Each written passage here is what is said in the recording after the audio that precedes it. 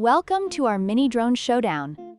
Today we are comparing two exciting options in the world of drones, the Ovally mini drone and the Screwbuzz drone. Both of these drones offer unique features and capabilities, but how do they stack up against each other? In this video, we will dive into their specifications, performance, and overall value to help you decide which one is the right fit for you.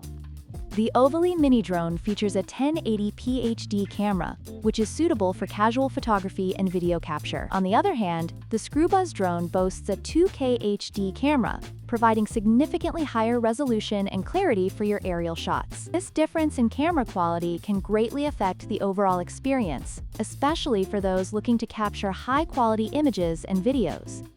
When it comes to motor types, the Ovally mini drone is equipped with brushed motors, which may not perform as well in windy conditions. In contrast, the Screwbuzz drone features brushless motors, known for their stability and efficiency, providing a smoother flight experience. This is particularly beneficial for capturing steady footage during flight.